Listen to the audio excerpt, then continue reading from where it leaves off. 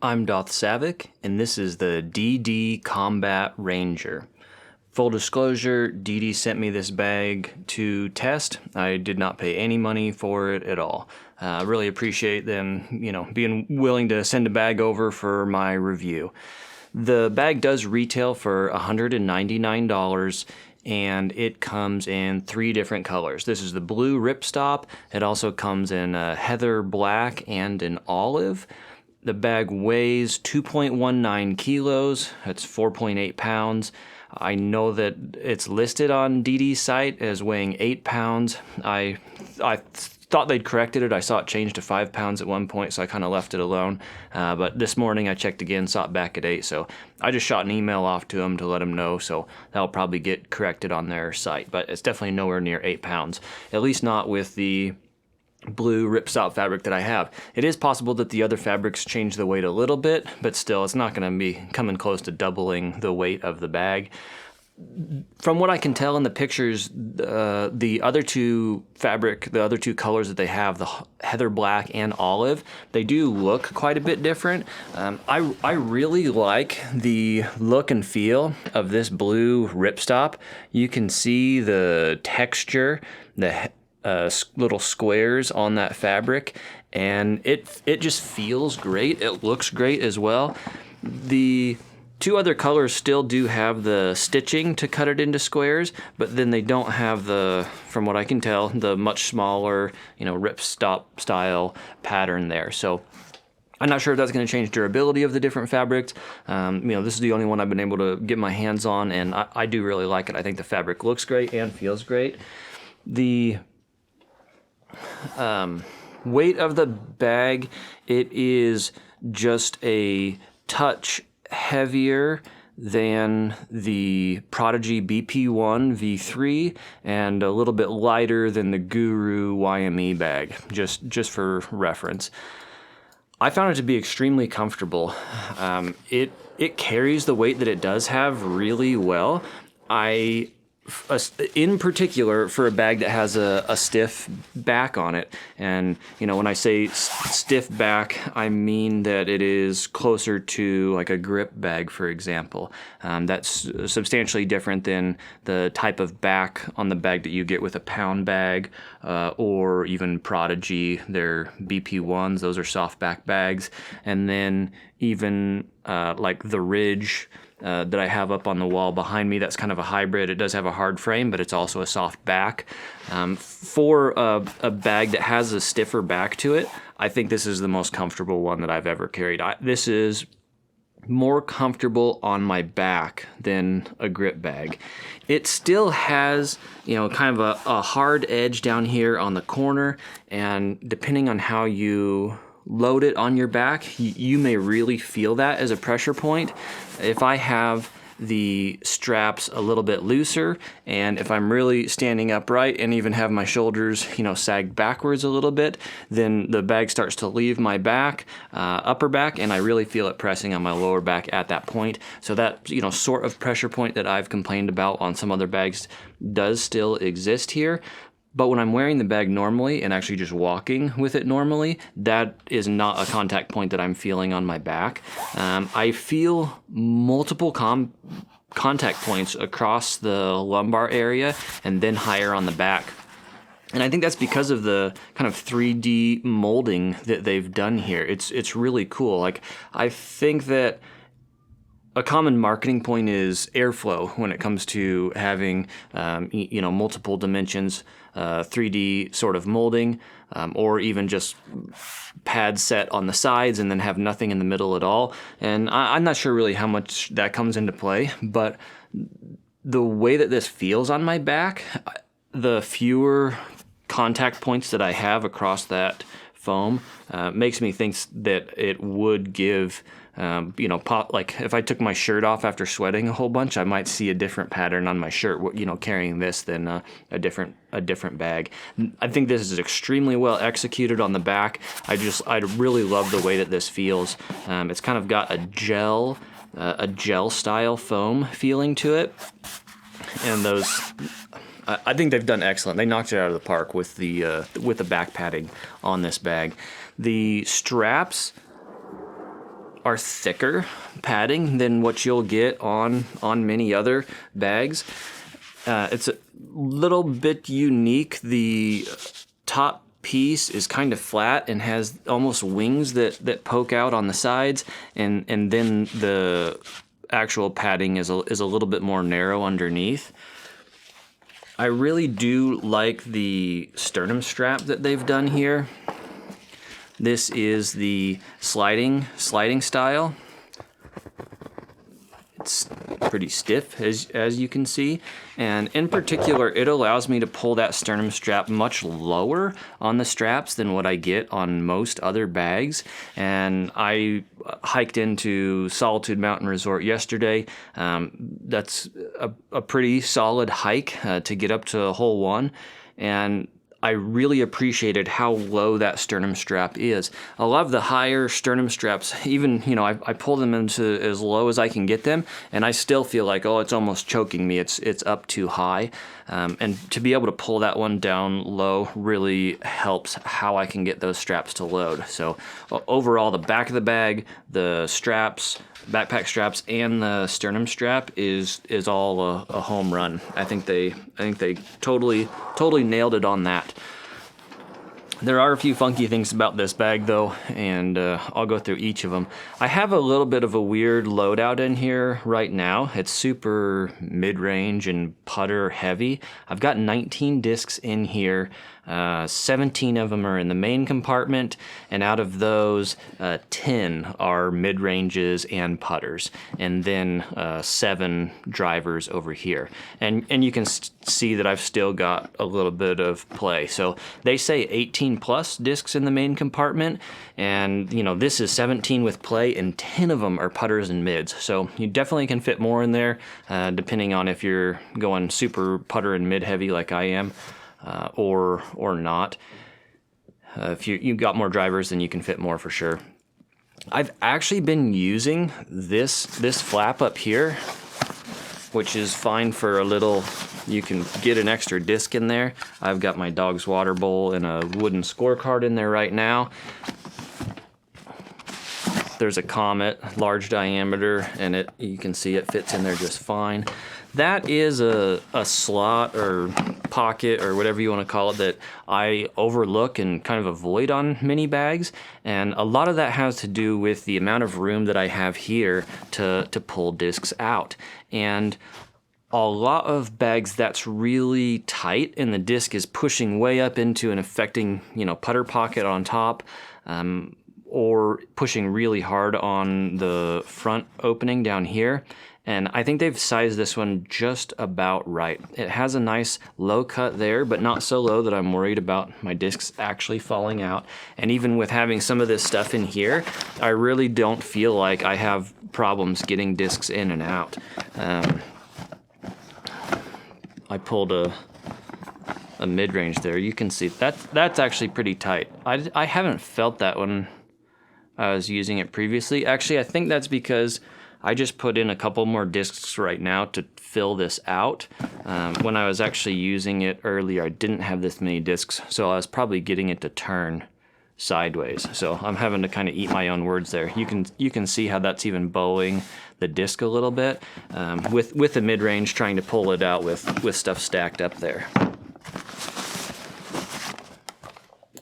So if you're going with a heavier load, then you may really not want to use that. That's about the same problem I have encountered with other bags.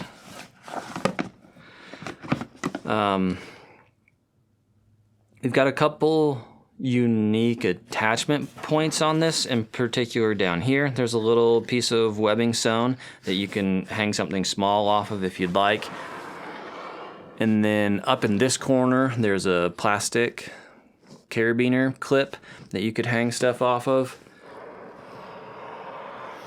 I'm not particularly familiar with the older Ranger bags, so I can't speak to like each little change that they've made from this one to the older versions, but I do believe that this side putter holder is one of the changes they've made, and I believe it's bigger.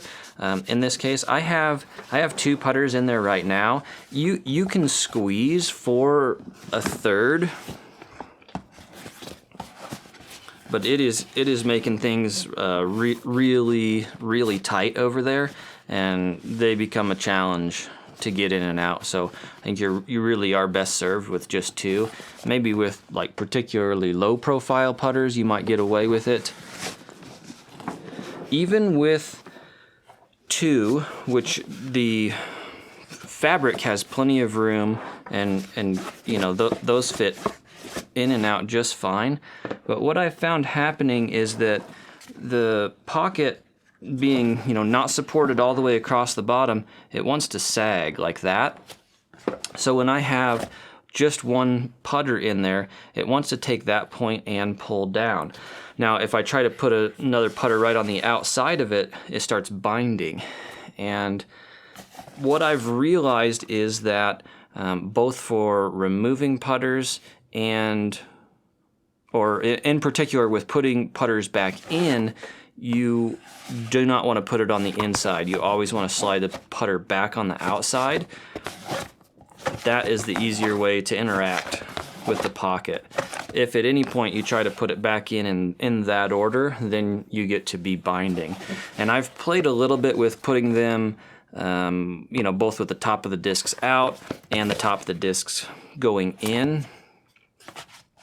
And that helps a little bit for stacking them in the different order. So you can see now I'm binding on the inside, where it becomes a little bit easier for me to put it on the outside. Now, even putting it in on the outside, it means then if I wanted to grab the other putter, it's pulling both out because it's nested. So it's kind of a little bit funky to interact with in that way. I'm still not sure which I like better. I think I do like it better with the top of the discs facing out. Another thing that is a little bit funky, and I have a similar thing to say about the other side of the bag, is with the storage pockets, we have some overhang. Like you can see as I'm pulling this out, that disc on the inside is hitting the bottom of that pocket. So if I want just this disc, I'm gonna hit that on the way up unless I like specifically pull out to clear it. So that overhang comes a little bit into play. And we get it over on the other side too. You can see I've got a Nalgene in that the main large beverage holder, and it is overhung. That pocket is blocking it. So when I go to pull that out, I'm hitting the bottom of that pocket. In this case, my cell phone is in there. And this is tight. I have to really work to get just a finger in there next to it. So I don't have a ton of room to pull that bottle out to clear. You can see how it's pulling on the whole side of the bag to get it out. Just a little minor thing, like especially if you have your phone in there, you might not want to be hitting it with your bottle in and out all the time. Something to think about. The other little piece that they have on this side, I've got a 12-ounce can in there right now, and you can see that's a nice snug fit. That works just fine to keep an extra 12 ounce in there. I don't think you're going to fit a koozie even around that can. It really is pretty tight over there. I have been using this bag. When I've been using this bag, I've been carrying camera gear out on the course quite often as well. My large mirrorless camera, and then also tripod or monopod. And when I'm doing the tripod or monopod, this works just awesome. It's perfect. Combined with the keeper strap on top, it's such a slick way to carry that little bit extra bulky tall stuff like a tri-stool would work some more. With my tripod, I can't fit all 3 legs in there, so I'm poking 1 or 2 legs in and then have the other leg poking on the outside. You may encounter that same thing with the tri-stool. Depending on how large the legs are on your stool, they might not all fit in there. The upper buckle also doesn't disconnect completely. It's got a little locking clasp on there. Let me get some of the weight out of here so it's easier for me to hold this up to the camera and show you. Get in for a little closer up view there, if my camera will play along. See if I can coax it to focus. There we go. Nailed it. So you can see that I've got a little tab of the fabric there that I can pull out. And then when I want to lock it down, I take that piece and fold it over, and it pinches and locks. So it doesn't disconnect completely, like the type of buckle that we've got on the Sternum Strap, for example, which would make it easier, getting some stuff in and out of there, to be able to completely release that and open it. Now, for example, if you are using it with a tri-stool, you're going to have to fit all 3 legs of your stool through that and then feed them down.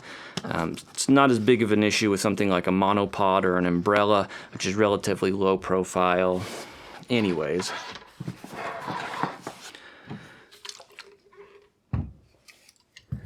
These 2 upper side pockets, I'll start with this one right here. I've got my cell phone in there, and it is a little bit tight for my cell phone. You can see the corner of my phone is coming right up onto the zipper. I actually have not been closing that all the way around my phone just because of how tight it is. This is an LG V20 or V30 or something with a case on it. So it is a large phone. Most of the time that I've been putting it in there, I just have been zipping like that and leaving the corner of my phone just poke out a little bit. And I feel completely confident that it is going to hold my phone just fine. That zipper comes down about halfway. That pocket is also just big enough you can kind of blow it up and fit a 12-ounce can in there if you want. I don't know if it'll zip close. It's pretty snug to zip close around a can, but it certainly can hold a can. I think even with a koozie on there, you could probably get it to nest partway. Our storage pocket on the other side, on the outside of that pocket, we've got our spot for a mini marker. That is a large size mini marker that fits just fine in there and still has room to move back and forth. So you really can put a mini of whatever size you want. 2 dedicated spots to put pencils, which are just great. I have not tested putting a Sharpie out there. I don't particularly like how high that Sharpie pokes up, but it is actually very taut. That's stretching the fabric even a little bit, so that has totally captured my Sharpie. I would not worry about that falling out, even though it's like halfway exposed. Single zipper on this pocket as well. Again, doing about half height there. And on the inside of this pocket, this is where I have been carrying my wallet and keys. There's definitely room for more stuff, but those 2 things fit really nicely. Actually, I've got a compression sleeve in there as well. My phone does fit better in this side. I have a Sharpie at the bottom. It's easier for me to capture my phone and get it all the way under the zippers in that side, but I don't want my keys in the same pocket that my phone are in, ideally, or they might, scratch up my screen even worse than it already is. And wallet and keys is a little bit tight on the other side, so this is just what's worked best for me, is having my wallet and keys there. grab handle on this. I didn't mention when we were looking at the back of the bag. It has a nice padded pull on the top, but then the connectors are relatively skinny webbing, and that allows it to just kind of flop down and hang against the back of the straps. So it's not popped up tall and taut like some other haul handles are, but it's still got, it's got a lot of room for you to stick a gloved hand under or whatnot. I don't have any complaints with that. I do like them when they're popped up, and even a little easier for you to just like swipe your hand in and grab that as you're picking up a disc and walking away from where you just putted from. The other stuff that we've got going on back here is a couple pass-throughs, one on each side, one here and one here, and those are to route the hose for a water bladder. And you've got the little opening here for that hose to come out of, and then if you want to go right shoulder, you'd go that way, left shoulder, you go this way, and then you've got keepers on the straps as well to help route that hose and nozzle to wherever you want. I did not use a water bladder with this bag. I don't love water bladders in general, so I can't tell you about just how well that works. We have a zipper just along the back here that is where the water bladder would go. You can see it's got dual zippers on it, so you can dress those however you want, unzip from whatever corner you want. And you can see an issue that I'm fighting with a little bit right now is that these zippers catch quite a bit. You can see the top is kind of sagged down and pulled these zippers, and then it becomes wavy, which makes those want to bind. You really do gotta work these to get that open. And then that's your spot for your water bladder. It is full width and comes down about this far. If I do a disc, for example, that's a fairway driver, you can see just how deep that goes. Now, you can use that just as I am for discs, whether you want putters up on top or, put in a couple mid-ranges or fairway drivers.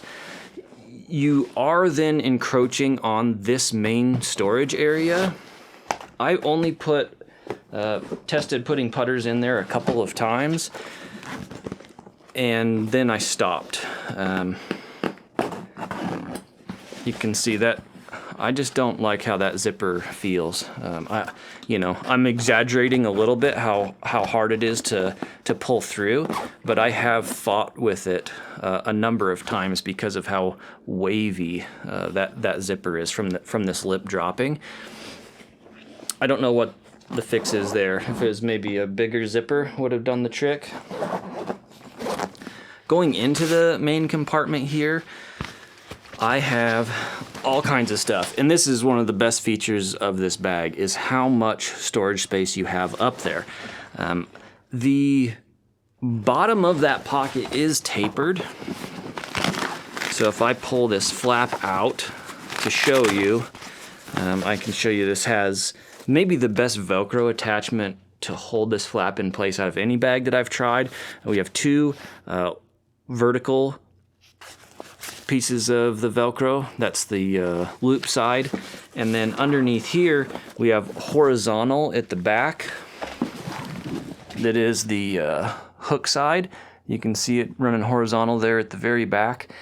And I get tons of overlap on that Velcro connection. A lot of bags, when you push that flap in, they're just kind of halfway hanging or they'll fall back out, and it's the discs that are actually holding it in a lot of the times. Not with this bag. I get a ton of coverage with that hook and loop, and it holds firmly. You can see the ceiling there comes in at an angle like this. So that is the bottom of our top pocket. Closer to the back of the bag, that top pocket is deeper than it is at the front. For example, those two cans that you see over on the side here, which are showing at about the same height, both both of them come up about that far. Now that can in the front is a 12-ounce can, and that's because of how it is shorter at the front. That can that I had at the back is a 16-ouncer, so you can fit, you know, taller stuff at the back than what you can in the front. The other things that I have in that pocket are a full-size hoodie. Underneath that, I've got a towel, a big towel, and then I have a little husky bag in there with my bag tags and stuff like that. Now you'll notice that on the back of that compartment, we've got a mesh flap, a whole other smaller pocket against the back, and I've got some little blue dog poop bags in there. Now, I have done phone, wallet, keys, and in that one as well. When you have stuff like that in there, phone, wallets, keys, some more bulky things, then you are hitting them directly if you put discs in this pocket here. There are 2 layers of fabric there, but they're both thin and there's no like padding in that wall. So you're grinding straight against whatever is in that pocket if you were to put discs in here. Now, I had the first day that I was really experimenting with that, I had my camera in here, which doesn't take up that much space. I can fit plenty of other stuff with my camera. But as soon as I put discs in here, I could feel them hitting my camera, and I'd push down and it would roll my camera out of the way. So it's like a little bit of funky, you know, you just got to kind of judge that. Figure out what your priorities are and whether you really want a couple extra discs or discs that you can have access to from the top of the bag, or whether you want some more valuable stuff in there that isn't going to get hit by discs, so you don't use discs in there. Now with with having our main putter storage down here on the side, I definitely noticed the difference in every time I set my bag down to set up to putt, that I had to bend over to pick up my putters versus being able to pull them from the top. So I do really like that there's the option to put discs up there. It just isn't quite as clean as the storage they have on the side, but you don't have to use it. If it bugs you, that it kind of rubs on stuff on the inside, then avoid using that. If you have a higher priority on not bending over as far to grab your putters, then you're probably going to change how you have things oriented and go ahead and put the putters up on top there.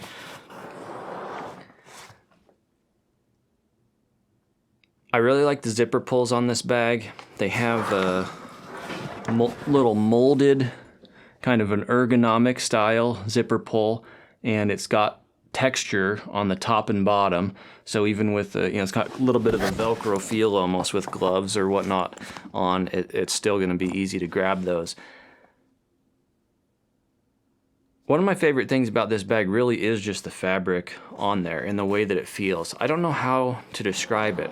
Like, it isn't just, like, for example, over here, this is a single piece of fabric. There's no padding in there or anything like that.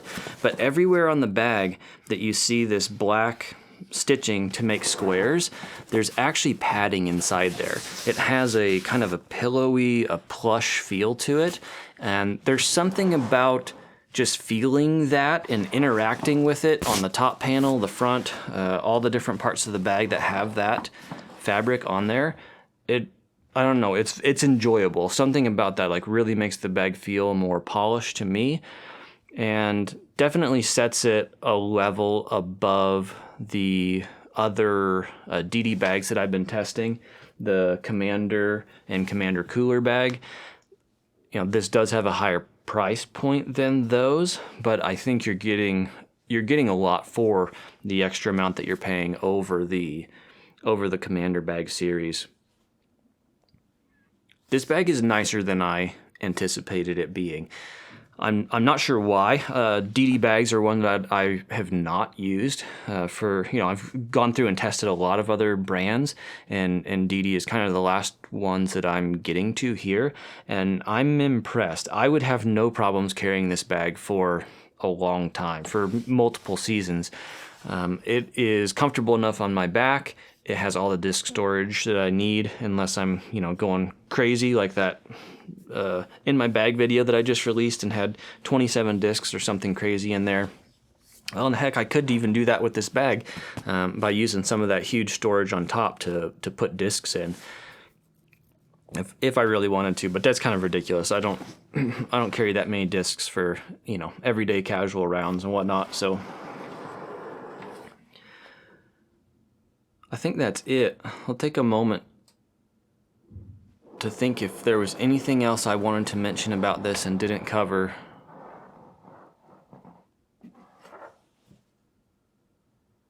I think I've gone over everything that I remember, that's for sure. Once again, I'd like to, show thanks to DD for hooking me up and, showing confidence in the reviews that I do and being willing to send this bag out to me. I really appreciate that. And also a bunch of appreciation for the Ace Hunters, all the people that have signed up to my Patreon, and made more and more things possible for me, and buying nicer gear and more discs to review and all that. So I'm gonna start cutting down, I think, on some of the ads that I allow roll on my videos. I've figured out how I can dig in and look, and I'm seeing an insane amount of ads being played on some of mine, like 14 ads in 45 minutes, and I don't expect anybody to be willing to sit through that. So unfortunately, that may cut back on some of the money that I make, the ad revenue on these videos, but the Ace Hunters are totally picking up the slack. So I appreciate everybody that's considered, and definitely the guys that have joined my Patreon. Hopefully we can get down to fewer and fewer ads on these videos so they're more enjoyable for everybody to watch. And that's it for today. Appreciate you all.